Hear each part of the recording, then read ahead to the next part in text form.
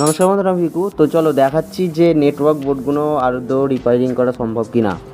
বেশিরভাগ বোর্ড ফেলেই দেয়, মানে যারা জানে না। আর হ্যাঁ, যারা জানে না ভিডিওটা কিন্তু তাদের জন্য, আর যারা জানে তাদের ভিডিওটা থেকে একটু দূরেই থাকো, কারণ তাদের কিছু মনে হবে না যে এসব কী দেখাচ্ছে। তো চলো প্রথমে ডিটেলসে আমি আলোচনা করি এর ব্যাপারে। এখানে কী কী আছে, এখানে একটা পিএফ আছে যেটা জ্বলে গেছে, আর একটা এখানে ইন্ডেক্টর লাগানো আছে, ঠিক আছে, আর রেজিস্ট্যান্স আছে, আর একটা বড় পিএফ আছে যেটা ব্ল্যাক কালার দেখতে পাচ্ছ। আর এর মধ্যে এটা তো এখনও ভালো অবস্থায় আছে, তো আমি দেখাচ্ছি তোমাদের একদম একটা খারাপ অবস্থা যে বোর্ডটার, সেটা আমি তোমাদের দেখাচ্ছি। ওটাই আজকে রিপেয়ারিং করে দেখাবো। দেখো এই বোর্ডটার মধ্যে আমি চেঞ্জ করেছিলাম, কি চেঞ্জ করেছিলাম না, এখানে দেখতে পাচ্ছ একটা পিএফ আছে, আর আছে একটা ইন্ডেক্টর যেটা আমি তার দিয়ে জড়িয়ে রাখছি যাতে না মানে ঢিলে ঢালা হয়ে যায় পরে, ঠিক আছে। আচ্ছা, এবার এখানে দেখতে হবে একটা ছোট পিএফ আছে ইয়েলো কালার, কিন্তু আগের বোর্ডটার কালো আর এটার ইয়েলো কিন্তু একই, খালি যে মানে মানটা আছে সেইগুলো কিন্তু সেম। তো এটা ভেবে কেউ কনফিউজ হবে না। যেমন এখানে কালো যেটা দেখতে পাচ্ছ, কালো এখানে আছে 2.2 400 ভোল্ট 5%, ঠিক আছে। এইটা দেখে ওই ব্যাটারি একই হয়। আর এতে একটা ছোট পিএফ আছে, আর মার্কেটে বড় পাওয়া যায়, আমি বড়টা দেখাচ্ছি এখনই।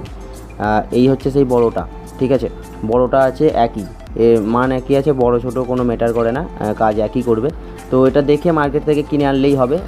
যেরকম এটা ঠিক আছে বলে আমি লাগাইনি, তবে এই বোর্ডটাই রিপেয়ারিং করবো। এবারে আমি রেজিস্ট্যান্স নেবো, এগুলো আমরা মার্কেট থেকে এনেছি, এগুলো মার্কেট থেকে তোমরাও আনতে পারো, আমাদের লাগে বলে একটু বেশি করে আনা আছে। 3টে রেজিস্ট্যান্স নেবো। আচ্ছা, বোর্ডের মধ্যে এবার আমরা এটা অ্যাসেম্বল করব। এবার এটা আমি দেখিয়ে দিচ্ছি এর যে ভ্যালুটা কি আছে। এইটা ভ্যালুটা আছে, এটা 25 ওয়াট আর 20 ওহমস, ঠিক আছে। লেখাটা দেখে নেবে, আর এর কোনো প্লাস মাইনাস হয় না, আমি বলে দিই। তো এটা আমরা অ্যাসেম্বলিং করব।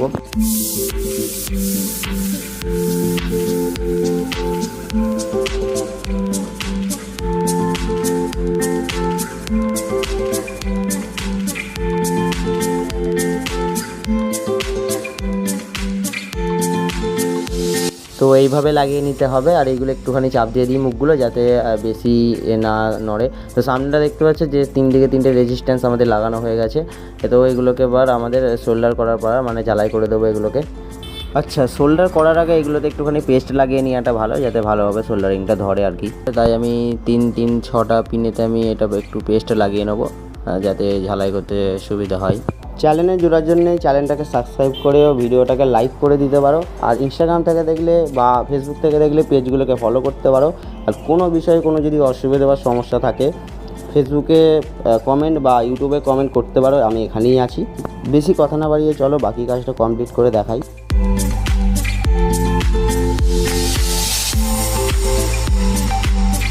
দেখো এই সেই বোর্ডটা, এবার এর কানেকশানটা দেখে নাও। এখানে যেটা টি লেখা আছে সেইটা আমার কাছে আবার ইউনিট মানে টিউটার ছিল না, আমি তো একটা 60-এর ইউনিট জুড়েছি।